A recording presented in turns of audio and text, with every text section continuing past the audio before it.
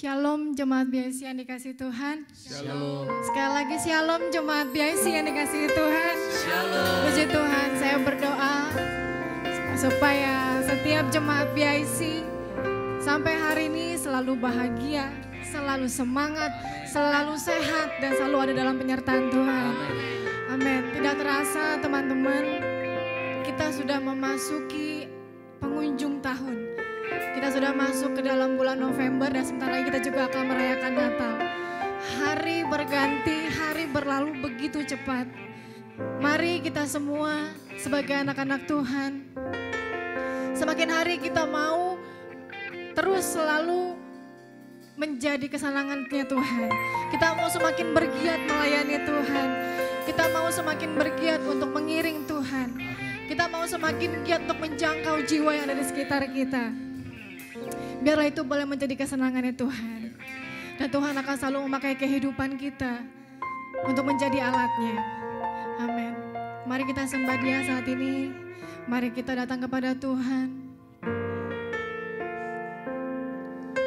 Haleluya Tuhan. Haleluya.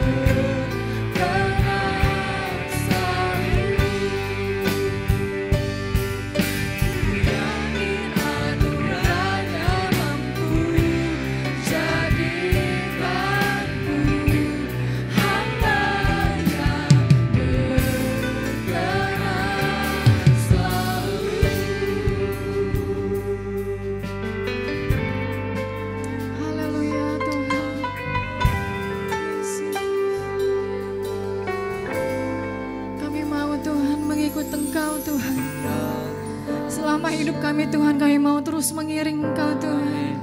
Kami mau terus menyenangkan hati Tuhan. Terima kasih Bapa yang baik, terima kasih Tuhan. Kami bersyukur untuk anugerah-Mu Tuhan, yang selalu melayakkan kami Tuhan, untuk duduk di bawah kaki-Mu Tuhan, untuk menghadap hadirat-Mu Tuhan. Karena Engkau adalah Allah yang kudus Tuhan. Terima kasih Tuhan, terima kasih untuk kebaikan Tuhan. Terima kasih untuk kasih setia-Mu Tuhan. Terima kasih untuk anugerah-Mu Tuhan. Terima kasih Bapa yang baik. Sebentar Tuhan kami akan memuji membesarkan nama-Mu Tuhan.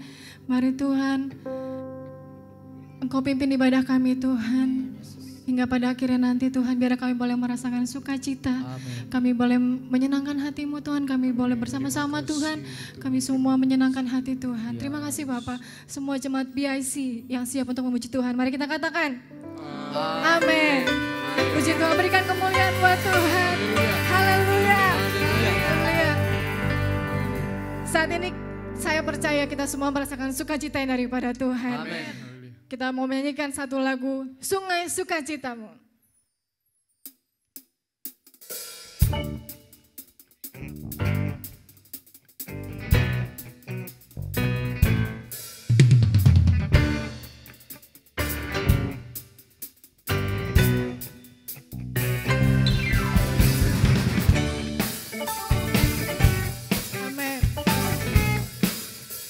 Sungai Sukacitamu. Sukacitamu mengalir dalamku. Katakan oh yes. Yes, yes, yes. Anggur sukacitamu melimpah dalamku. Kita mau menari bersama. Ku menari dan bersuka. Pujimu di setiap waktu. Sebab sungai sukacitamu ada dalam. Sekali lagi sungai sukacitamu. Sukacitamu mengalir dalamku. Katakan oh yes. Yes, yes, yes. Anggur sukacitamu melimpah dalamku. Ku menari dan bersuka. Pujimu di setiap waktu. Sebab sungai sukacitamu ada dalamku. Mengalir bersama bersuka dalam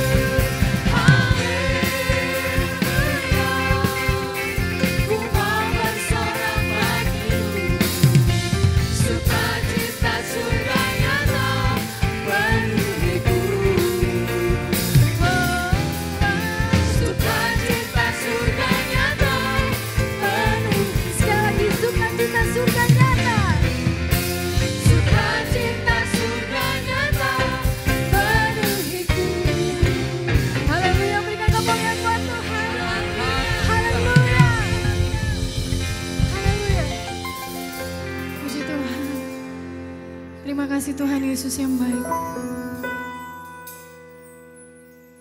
Yes, Tuhan, kami mau Tuhan mengenal Engkau lebih lagi dalam kehidupan kami Tuhan.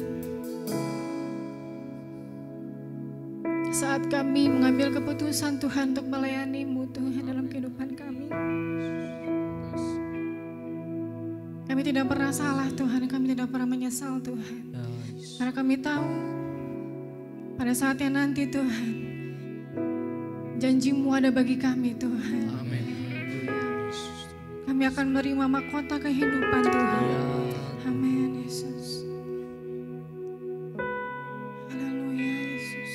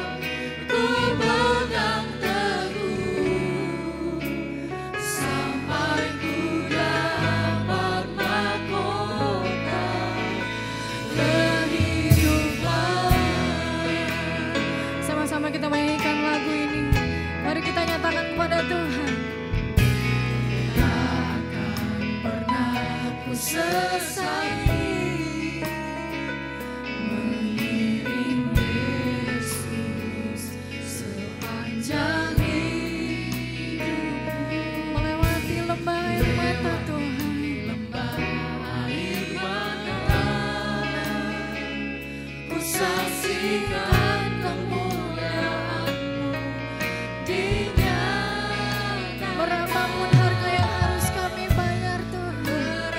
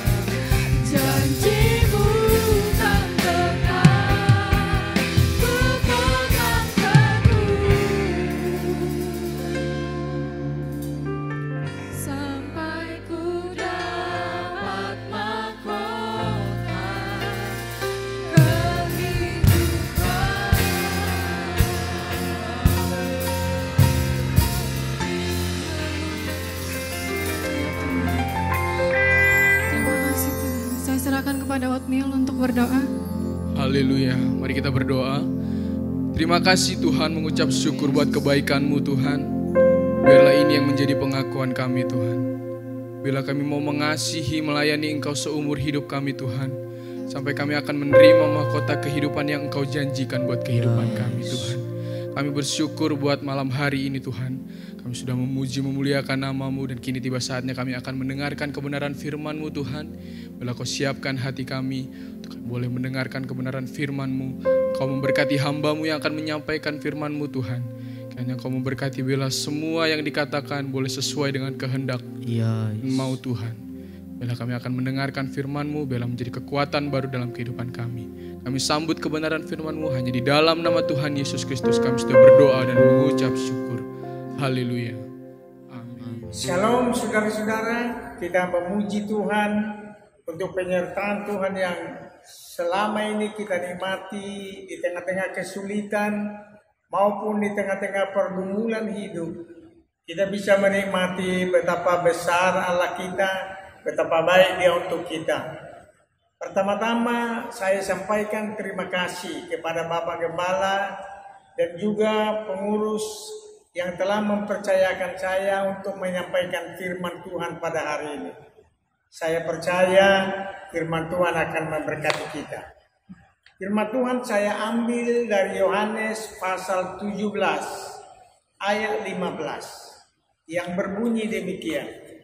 Aku tidak meminta supaya engkau mengambil mereka dari dunia, tapi supaya engkau melindungi mereka daripada yang jahat.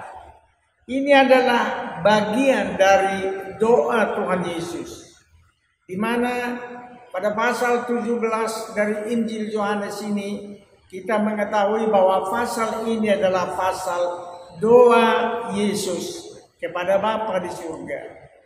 Dalam satu doanya dia berkata, aku tidak meminta. Jadi judul khotbah kita adalah yang tidak diminta oleh Yesus. Apa yang tidak diminta oleh Yesus di dalam pembacaan firman yang kita baca?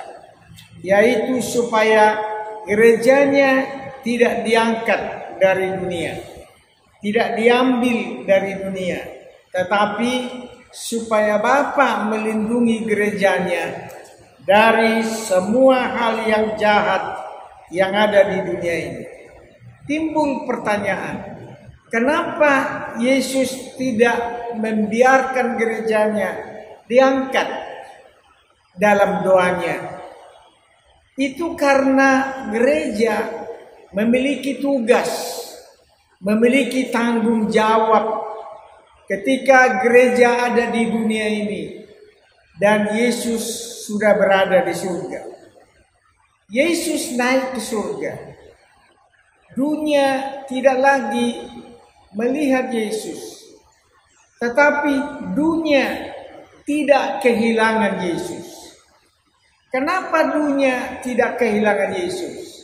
Karena gereja ada. Jadi yang pertama, gereja adalah representasi Yesus Kristus di dunia. Dialah wujud dari Yesus Kristus yang melayani dunia dalam semua aspeknya. Sekali lagi, dunia tidak kehilangan pelayanan Yesus setelah Yesus naik ke surga. Kenapa? Karena gereja ada di dunia dan gerejalah representasi Kristus yang melayani dunia. Oleh sebab itu saudara-saudara yang kekasih, gereja perlu memahami identitas dirinya. Dia tidak berada di dunia untuk tujuannya sendiri. Dia tidak berada di dunia untuk maksud-maksud yang dikelola oleh dirinya sendiri. Tapi setelah gereja itu diselamatkan dan dia menjadi gereja Tuhan, maka dia sekarang berada pada posisi di mana melalui dia Yesus Kristus melayani dunia. Untuk tujuan ini Alkitab mencatat Di dalam Kisah Rasul pasal 1 yang ke-8, dia berkata begini, saudara-saudara yang kekasih, Kisah 1 ayat yang ke-8, dia berkata, tetapi kamu akan menerima kuasa kalau Roh Kudus turun ke atas kamu, dan kamu akan menjadi saksiku di Yerusalem dan di seluruh Yudea dan Samaria dan sampai ke ujung bumi. Ini adalah perkataan Yesus sebelum dia naik ke sorga. Saudaraku, Yesus berkata, gerejanya yang ada di dunia, yaitu murid-muridnya, dan menurut Yohanes 17 yang di dalam doa Yesus juga disebut orang-orang yang diselamatkan karena pemberitaan murid-murid itu. Itulah gereja. Dan gereja itu, saudara-saudara yang kekasih, dipenuhkan dengan Roh Kudus. Kenapa dia harus dipenuhkan dengan Roh Kudus? Karena dia harus melayani dunia seperti Yesus melayani dunia. Yesus melayani dunia dengan kekuatan Roh Allah yang ada pada dirinya. Dan Roh Allah yang sama itu sekarang dikaruniakannya kepada gereja, supaya gereja bisa melayani dunia juga, sama seperti Yesus melayaninya. Tidak kurang. Dan gereja melayani dunia dengan menampilkan apa yang Yesus telah ucapkan kepada murid-murid untuk disampaikan. Diucapkan melalui Roh Kudus yang berbicara sebagai penuntun kepada gereja Tuhan, sebagai pemimpin, seperti bangsa Israel dituntun oleh tiang api dan tiang awan dalam perjalanan di padang belantara. Demikianlah Roh Kudus memimpin gereja Tuhan dalam perjalanan di dunia ini, dan dengan Roh Kudus dia melayani dunia. Itulah sebabnya gereja harus penuh Roh Kudus. Gereja dipenuhkan Roh Kudus bukan untuk menyenangkan dirinya, tapi gereja dipenuhkan oleh Roh Kudus untuk melayani, sama seperti Yesus Kristus melayani. Jadi gereja melayani dengan kekuatan Roh yang sama seperti kekuatan yang bekerja melalui Yesus. Coba kita bandingkan dalam Yohanes pasal 14. Saudara lihat di dalam Yohanes pasal 14, kita melihat ayat yang ke-12. Aku berkata kepadamu, sesungguhnya barang siapa percaya kepadaku, ia akan melakukan juga pekerjaan-pekerjaan yang aku lakukan. Bahkan pekerjaan-pekerjaan yang lebih besar daripada itu, sebab aku pergi kepada Bapa. Perhatikan saudara, sebab aku pergi kepada Bapa.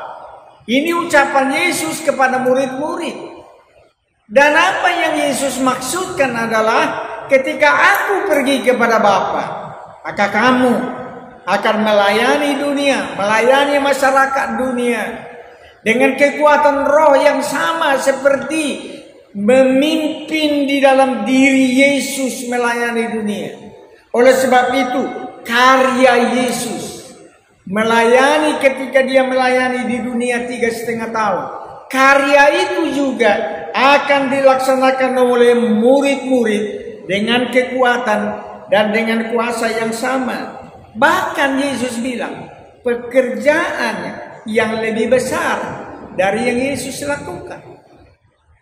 Jadi Roh Kudus diberi kepada gereja supaya gereja bisa melayani dengan kekuatan Roh Kudus, bukan dengan kekuatan atau hikmat manusia sendiri.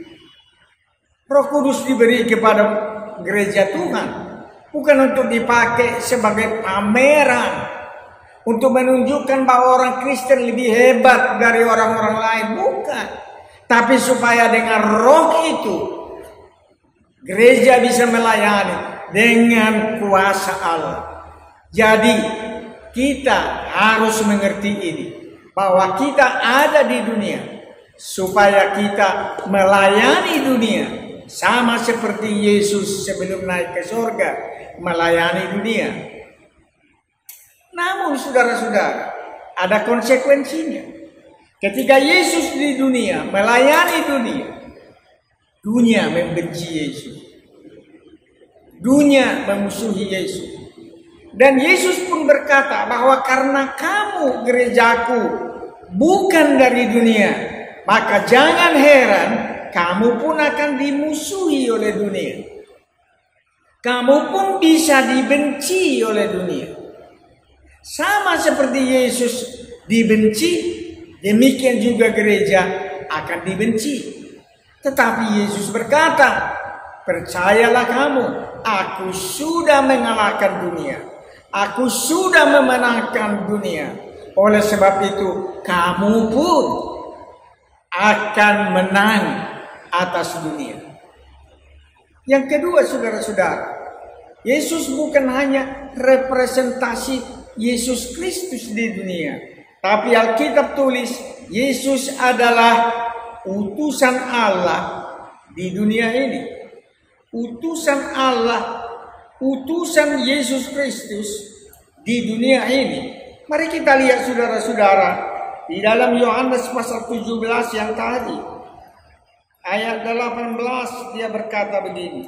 Sama seperti engkau telah mengutus aku ke dunia, demikian pula aku telah mengutus mereka ke dalam dunia. Yesus diutus oleh Bapa. Dan sekarang di dalam doanya Yesus berkata, aku mengutus murid-muridku ke dalam dunia sama seperti engkau mengutus aku di dunia. Gereja ditempatkan oleh Tuhan sebagai musafir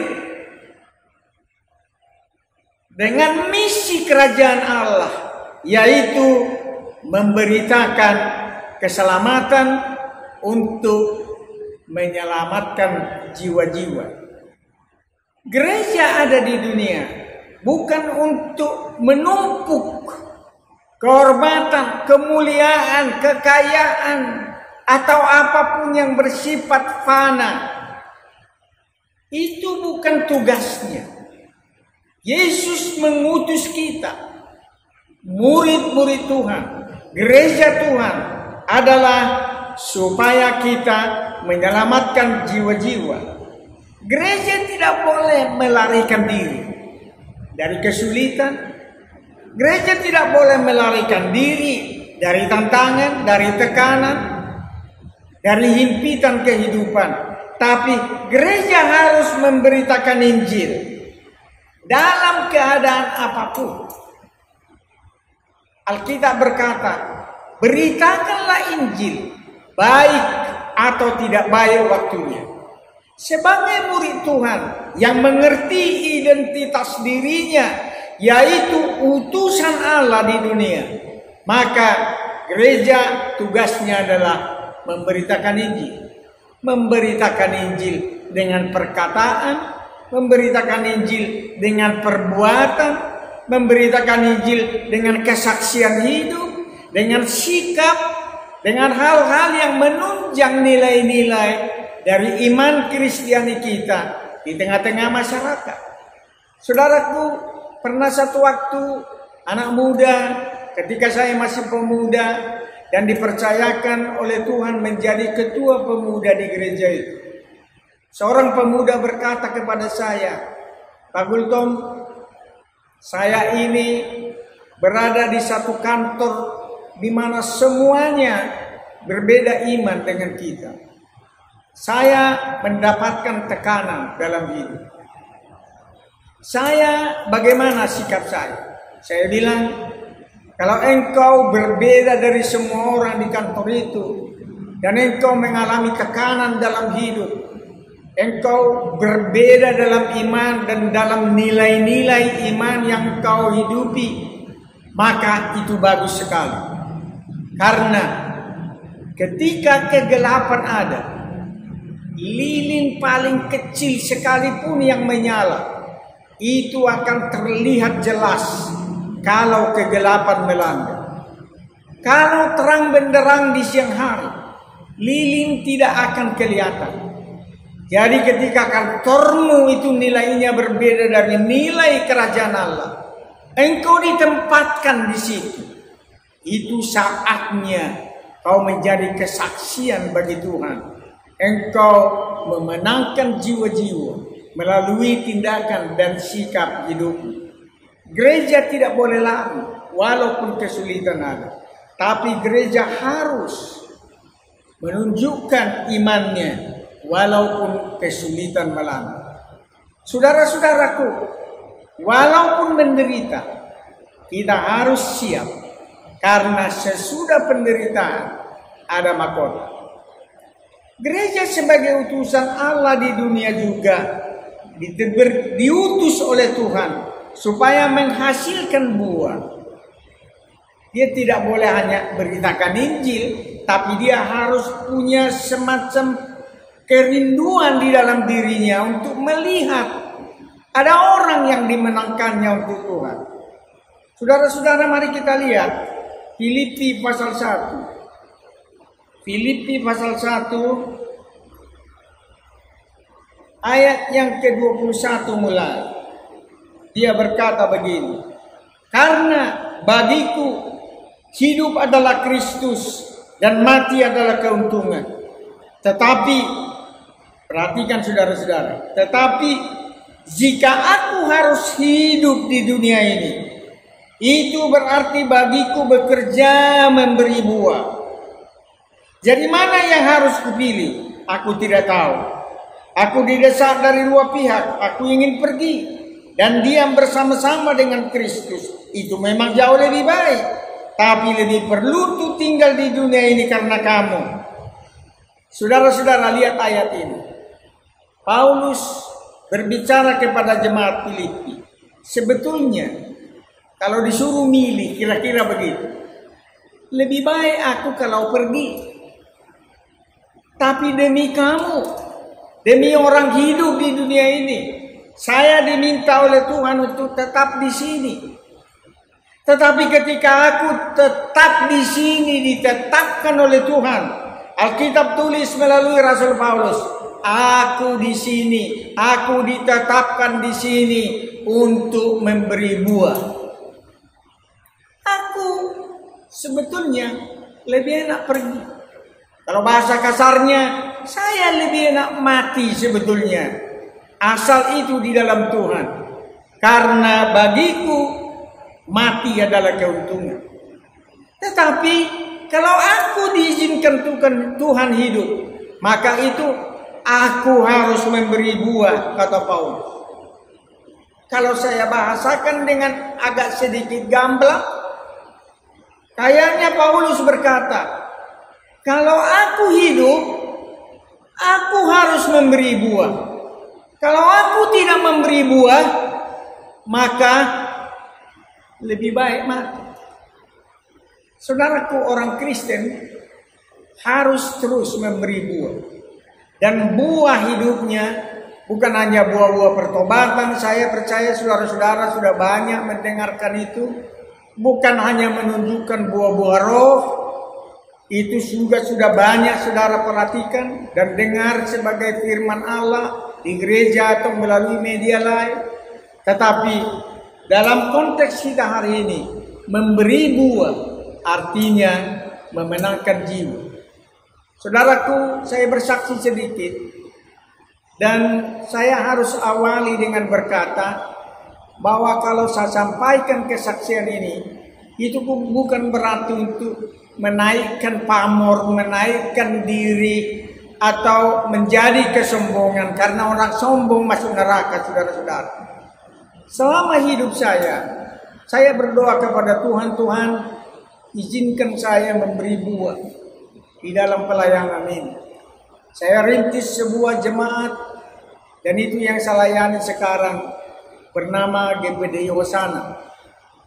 Setelah saya rintis GPD Hosana, saya mulai gerakkan penginjilan melalui penginjilan perseorangan, bukan penginjilan di lapangan-lapangan, bukan, melalui kesaksian-kesaksian pribadi, saya libatkan beberapa anggota dan mereka mulai bekerja.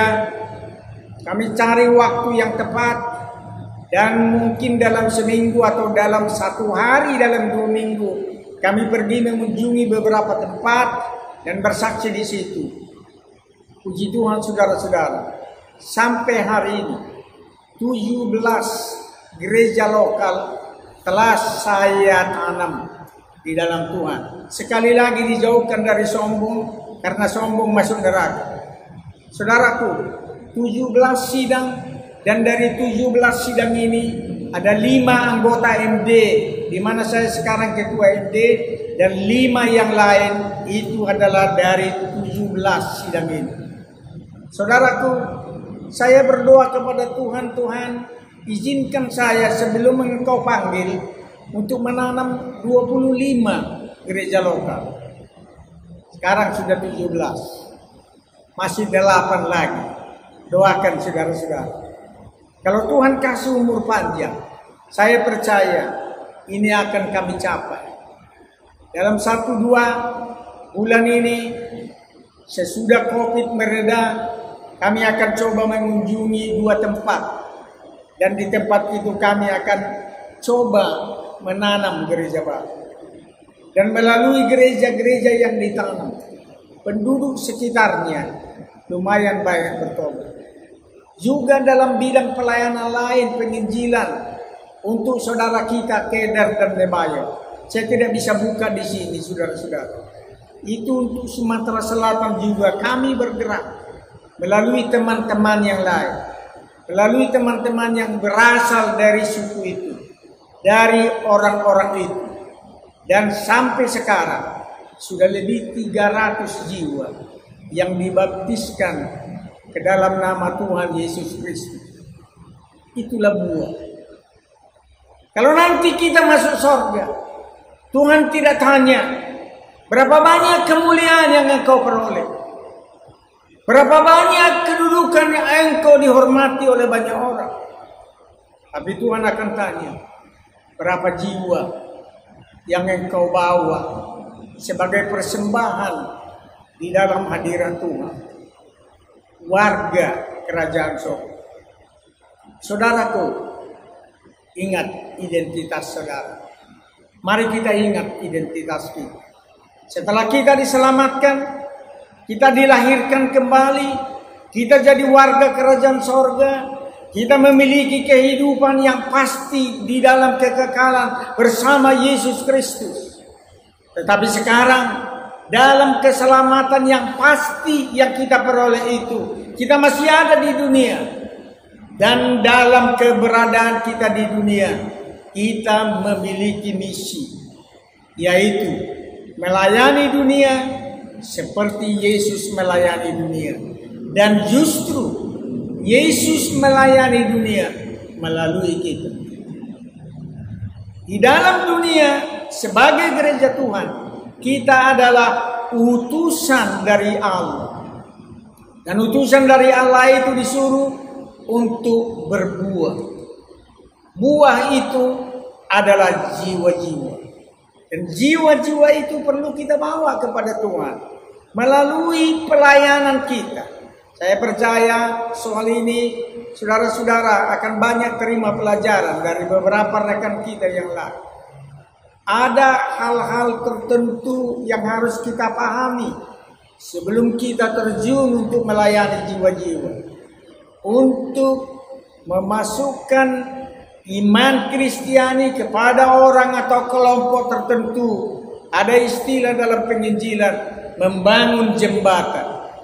Ada hubungan yang tidak serta-merta ditolak, karena melalui hubungan itu kita bisa diterima oleh orang banyak dengan baik, dan dengan diterimanya kita dengan baik, Injil bisa disampaikan. Saudara-saudara yang kekasih, saya akan tutup dan saya mau ingatkan kepada saudara apa yang dikatakan oleh Rasul Paulus, bahwa why atau celakalah aku kalau aku tidak memberitakan Injil.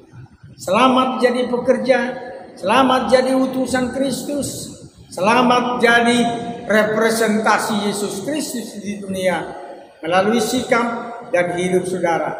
Tuhan Yesus memberkati. Mari kita berdoa. Bapa di surga, terima kasih.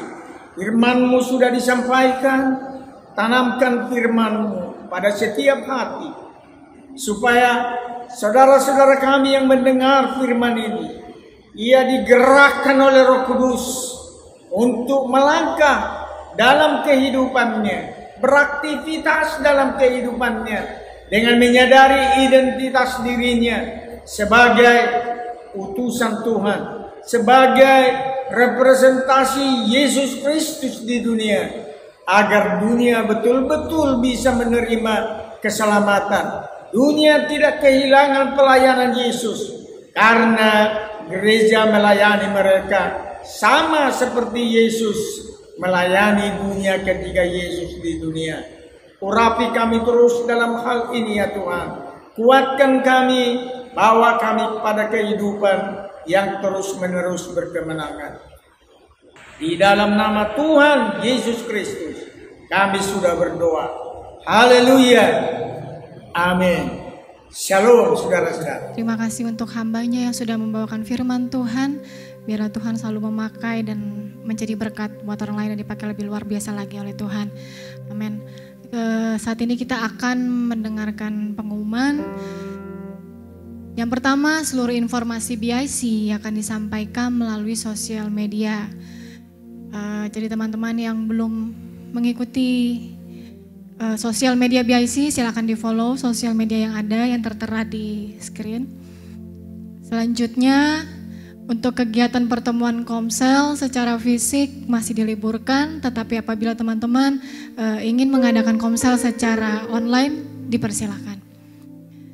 Yang ketiga, untuk jadwal doa dan puasa BIC setiap hari Selasa dimulai hari Senin pada jam 10 malam dan akan dibuka pada hari Selasa jam 3 sore. Selanjutnya, bagi teman-teman yang memiliki pergumulan doa dan membutuhkan bantuan doa, bisa menghubungi kontak person di bawah ini dan nama-nama yang tertera di bawah ini. Yang terakhir, yang selalu kami ingatkan kepada teman-teman semua bahwa pada masa COVID new normal saat ini, bagi teman-teman semua selalu menjalankan protokol kesehatan yang ada dan selalu menjaga kebersihan dimanapun teman-teman berada. Menggunakan masker, mencuci tangan dan selalu menjaga jarak sesama kita. Ya. Jadi ibadah hari ini sudah selesai. Sekian ibadah hari ini, kita akan tutup dan kita akan menyanyikan sebuah lagu.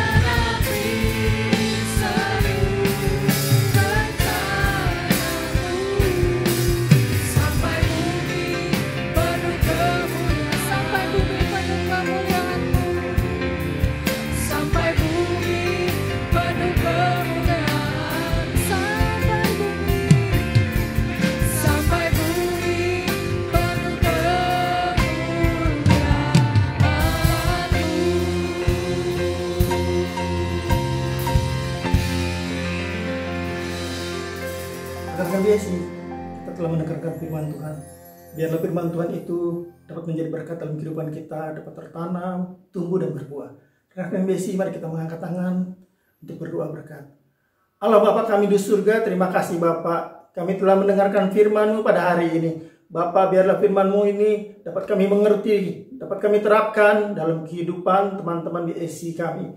Bapak, terpujilah namamu Bapak. Engkau juga memberkati hamba-Mu yang telah memberitakan firman-Mu. Engkau memberkati pelayanannya. Engkau memberkati keluarganya. Engkau memberkati di mana dia berada. Engkau jauhkan dari hal-hal yang tidak inginkan. Bapak, terpujilah namamu Bapak. Engkau juga memberkati pimpinan BSI. Engkau berkati keluarganya. Engkau berkati mata pencariannya. Engkau berkati juga dalam kesehatan dia. Terpujilah namamu Bapak. Rekan-rekan BSI, terimalah berkat dari Allah Bapa, Allah Anak, Allah Roh Kudus, yaitu Tuhan Yesus Kristus. Mulai hari ini sampai selama-lamanya. Haleluya. Amin.